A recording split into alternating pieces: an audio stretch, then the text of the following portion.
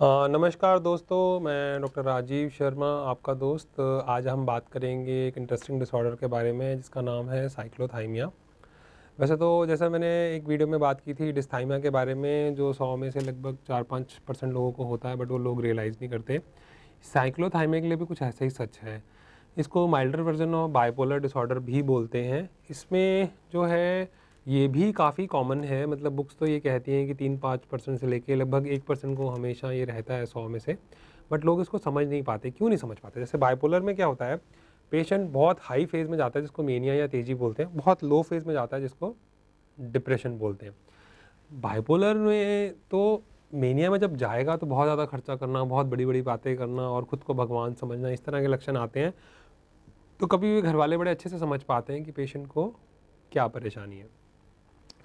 जबकि जब डिप्रेशन के पेशेंट आता है तो उसको बहुत ज़्यादा उदासी होती है और वो किसी चीज़ में मन नहीं लगता और वो रोता है, मरने के ख्याल आते हैं। तो इसको डायग्नोस करना डॉक्टर के लिए और फैमिली के लिए भी ये बोल पाना कि इनकी मानसिक स्थिति ठीक नहीं है, बहुत ही आसान है।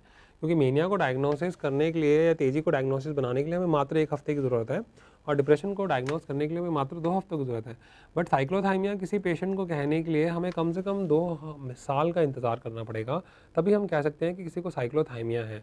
और ज़्यादातर पेशेंट्स को ऐसा महसूस भी नहीं होगा और उनके घरवालों को कि इनको किसी की तरह भी साइकियाट्रिक हेल्प की ज़रूरत है। इसलिए नहीं कि वो साइकियाट्रिस्ट के पास आने से हिचकिचाते हैं, जो कि सच है 20-30% लोगों में कि उनको परेशानी होती है, वो समझते भी हैं, फिर भी वो साइकियाट्रिस्ट के पास नहीं आना चाहते, अपनी किसी भी वजह से, अपनी मन के भ्रमों की वजह से, जिसको हम कम करने की कोशिश कर रहे हैं इस वीडियोज़ के द्वारा।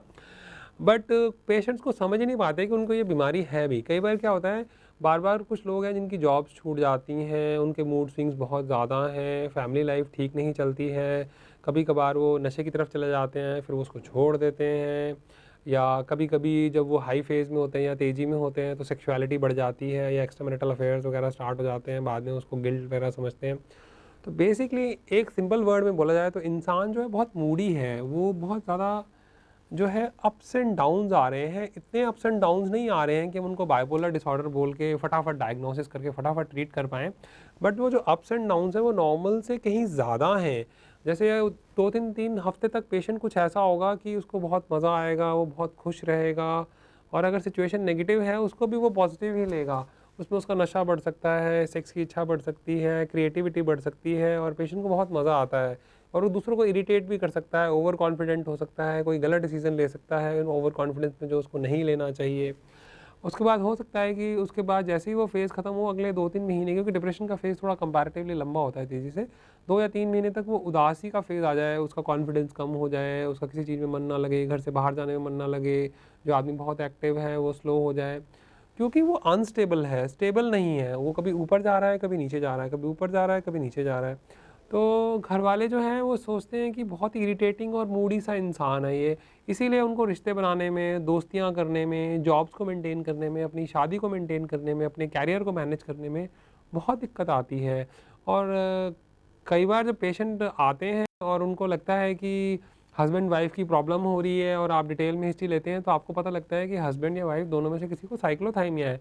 और अगर आप सिंपल मेडिसिन स्टार्ट करते हैं, पेशेंट बिल्कुल इंप्रूव हो जाता है, महीने 15 दिन के अंदर ही उसमें काफ़ी फ़र्क आ जाता है। हाँ, ये शर्त ज़रूर है कि दवाई लंबी चलेगी, बट क्योंकि क्वालिटी ऑफ लाइफ काफ़ी ख़राब हो जाती है, क्योंकि ज़िंदगी में हमें सिर्फ जीना ही नहीं है, उसे एंजॉय भी करना है, अपने आप भी खुश रहना है और अपने आसपास वालों को भी खुश रखना है।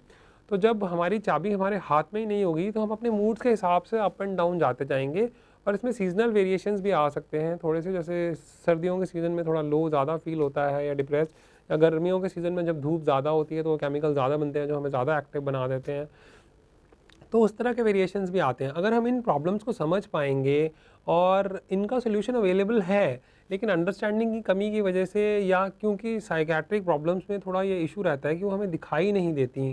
जैसे चोट लगती है तो हमें दिखाई देती है तो हम फटाफट इलाज के लिए जाते हैं, या हमें दर्द होती है तो हम फटाफट डॉक्टर के पास जाते हैं।